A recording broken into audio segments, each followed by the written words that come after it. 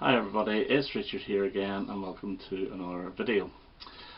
This time I'm going to do another ranking video, and this time is my favourite synth band of all time, Orchestral Manoeuvres in the Dark, or OMD for short. And they released from 1980 to 2017 13 studio albums. Now OMD are Andy McCluskey, songwriter, bass player, singer, and Paul Humphreys, who keyboardist, songwriter and singer. Now they also had two other members in their early years, Martin Cooper on synth and Malcolm Holmes on drums.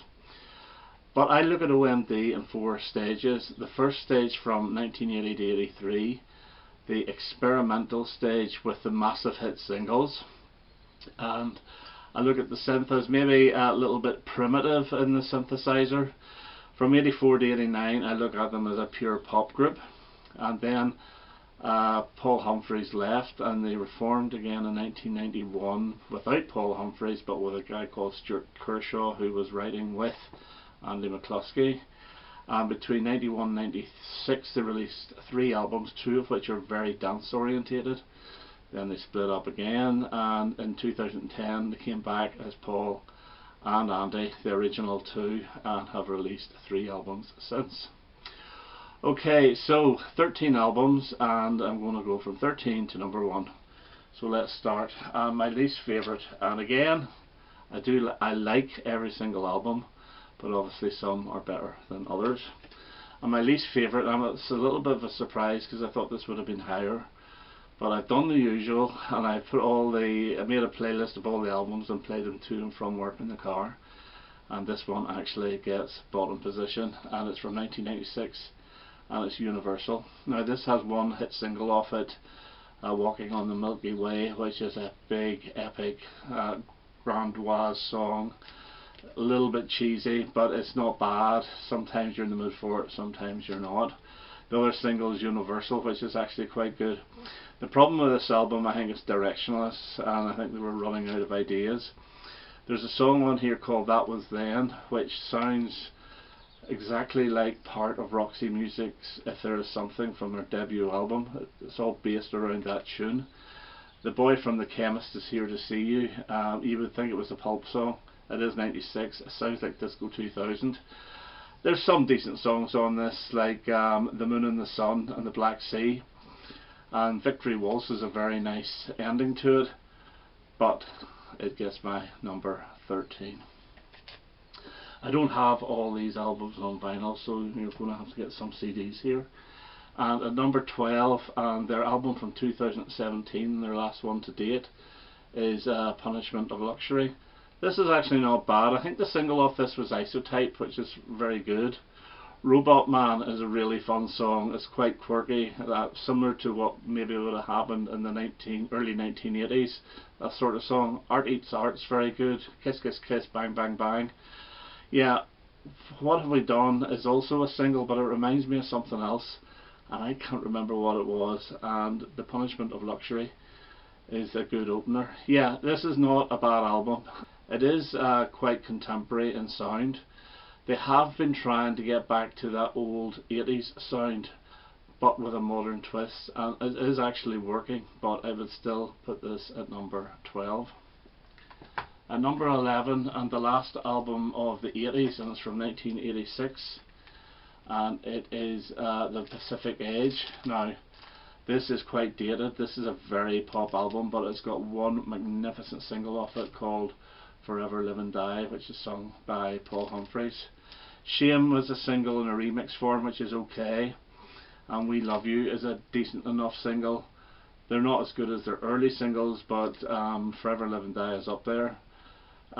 Stay, The Black Rose and The Universal Wheel. It reminds me of David Bowie's Let's Dance. It's got that sort of bass line, dun dun dun dun dun dun dun sort of thing, and it's actually quite good.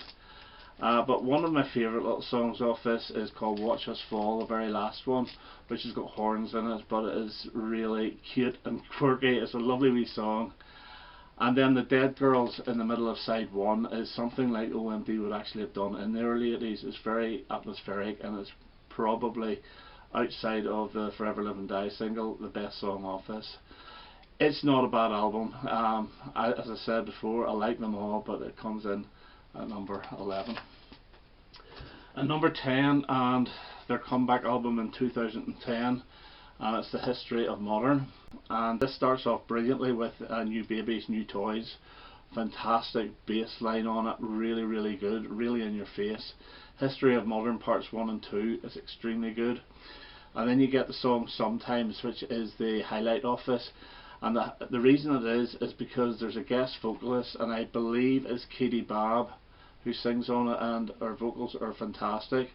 Sister Mary Says is also a really good song. But the thing about this album is, because it's 2010, I think a lot of these songs have been hanging about for a while, because there's even a Stuart Kershaw song on this from the OMD Mark II of the 90s. But it's still a really good album. Possibly, there's only 13 songs off it, but some of them are a little bit long. Like the very last track, The Right Side, it goes on for about 7 minutes, and you could have cut, it's a good song, but you could have cut 3 minutes off it. So yeah, History of Modern, good album, and it's my number 10. I forgot to give chart positions here. Universal got to number 4. Punishment of Luxury got to number 4. The Pacific Age got to number 15, and History of Modern number 28. Okay, number 9, and we have their 2013 album, which got to number 12, and it is English Electric. Now this is a better album than History of Modern, because it sounds more like a fully fledged album. Metroland, okay, it's 7 minutes long. It was a single, but it was edited for single release, or MP3 single release. It is very good, and it's quite reminiscent of the early ELO. You get 3 songs in a row which are fantastic, like Helen of Troy, Our System, and Kissing the Machine. Now Our System could have come off Architecture and Morality, absolutely brilliant song. Helen of Troy does remind you a little bit of Joan of Arc, but it's a really good song, and Kissing the Machine is brilliant, absolutely brilliant. Dresden's also a really good song, a final song. This is a good album. It's the best of the 3 that they've released since coming back in 2010, because it's more of an album. It feels more like an album, and it's really good songs. So English Electric gets my number 9. Okay, number 8, and from 1985, and we have Crush. This is real full-fledged pop music. 3 singles off this: The Magnificent So in Love, which I've always loved, Secret with Paul Humphries on vocal, which is great, and then the very little quirky La Femme Accident, which is also very good. Yeah, Crush, the title track, is the weirdest song off this, and it is excellent. Quite a slow song, and they used to open up the concerts at that time with that song. Women 3, catchy. Hold You, really catchy. 88 Seconds to Greensboro's got a bit of a rock sound to it, but it's excellent. It's a very good album. It's one I don't play that often. I would tend to get sick of this album very quickly, but whenever in the mood for it, it's still really good. And this got to number 13 in 1985. My number 7 from 1984, the one before it, and the number 9 album is Junk Culture. And this features 4 singles. The first one, Locomotion, full of horns, really good. Talking Loud and Clear, which is the closest to the previous type OMD you had, which is really good. Then you had the very catchy Tesla Girls with that piano in it. I absolutely love. Absolutely, there's not a lot to it, but it just makes a song. And then the odd choice of a single, Never Turn Away, which is a great song, but it's too slow to be a single. This is a mixed bag. There's no real direction. For example, with All Wrapped Up, you get steel drums and so forth in it. And it's catchy, very good, but it doesn't sound as an album as a whole. It sounds like a lot of songs just cobbled together. Another one that I really do like is Love and Violence, which opens side 2. Really good song. The good songs on this are slightly better than on Crush. Crush is probably more consistent, but as I say, the better songs on this just win this one over, so it gets number 7. The biggest surprise for me, and I'm going to put this at number 6, and it's Sugar Tax from 1991. I didn't think I would like this. Now the opening single was Sailing on the Seven Seas, which is a very sort of drum heavy, quite annoying song, which I loved at the time. I'm not overly keen on it now, but then the rest of the stuff is very dancey. Sailing on the Seven Seas is quite glammy, and the rest is very dancey. Pandora's Box was a big top 10 hit, and then they released a song called Call My Name, which sounds exactly like Pandora's Box. But I do love the two songs, and the fourth single was Then You Turn Away, which is really good. But this features one of my all-time favourite OMD songs, and it's called Was It Something I Said. The backing synth on this is amazing. Speed of Light, which is almost like a dance song, is magnificent as well, and Big Town is great. The weird one is Apollo 11, which is OMD doing the weird, but they always do a little bit of weird stuff. But yeah, I really like this. This is the first album with Stuart Kershaw, and they do a cover of Kraftwerk's Neon Lights, which is pretty good, and finishes well with All That Glitters. Really good album from 1991, and that gets my number 6.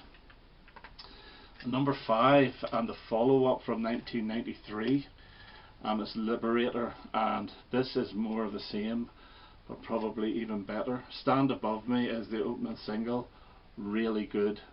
The most hooky song OMD have ever done. Every Day is a single as well, which came bottom of my singles list whenever I did OMD singles a couple of years ago. I'm not keen on the remix single. The LP version is much better. Then you get King of Stone, which is great, and Dollar Girl, which is another one of those dancey ones, but it's fantastic. Dream of Me, based on Love's Theme, is a really good song with great backing vocals. Another single, I think it got to number 20 something. They do a version of Sunday Morning, the Velvet Underground song, which is fine. Angus Day is brilliant, absolutely brilliant, but it does have a dance groove. Love and Hate You, Heaven Is really contemporary for the time, but it is so good. Yeah, I love this album, really excellent, and it gets my number 5. It got to number 14, Sugar Tax got to number 3, and Junk Culture got number 9. Okay, the top 4, and no surprise, they're the first 4 albums, but put in which order. And number 4 for me is Organisation, and it features the magnificent Stanlow, which I think is a power plant somewhere in England. And then you have their best ever song, Enola Gay, which is the aeroplane that dropped the bomb on Hiroshima. Imagine dancing to that there, not knowing, but it's a fantastic song. You get catchy stuff like Second Thought and VCL XI or VCL 11. Motion of Heart's very good as well. A couple of weird ones like Statues and The Misunderstanding and The More I See You, but they do grow on you, and Promise is a great song. Really good album from 1980, and I got to number 6. My number 3 is their biggest hit album to date, and it's Architecture and Morality from 1981, and this got to number 3 in the charts. 3 magnificent singles: Souvenir, Joan of Arc, and Maid of Orleans. It's known as Joan of Arc and in brackets Maid of Orleans here. Really catchy, but there's a lot more to this album as well. I love the new Stone Age with the rhythm guitar opening. It's quite frantic. She's Leaving is really good. Georgia, very catchy. Sealand and The Beginning and the End are quite moody, but it's a very strong album. As I say, this is their biggest album. This was also released in a yellow cover, which I think was the very first pressings. I don't have it, but yeah. Architecture and Morality from 1981. And my second favourite is actually their debut from 1980. Now this is a reissue. This was released in an orangey type cover, and this is 3 singles as well. It's got the magnificent Electricity, their debut, Messages, which is slightly different from the single version. Electricity was as well. There's so many different versions of that. And Red Frame, White Light, which is good. This is Bunker Soldiers, almost the Messerschmitt Twins, really good. This is it sounds very primitive. This is the synth at its most primitive, but it really works so well, and the songs are so strong. Like Julia's song is brilliant, Pretending to See the Future is brilliant. The only one that's a little bit tough to get into is Dancing, but a really good album. I love this, and I would tend to go to this quite often if I want to hear OMD. So that's my number 2 from 1980, and it got to number 27 in the charts. And my favourite OMD album, and is from 1983, and it's Dazzle Ships. And after the success of Architecture and Morality, when people heard this, they thought, oh my god, they've taken it too far. I remember them seeing them on YouTube doing ABC Auto Industry, where the lyrics are just ABC, ABC, 1 2 3, 1 2 3, and it was weird, but this works so well.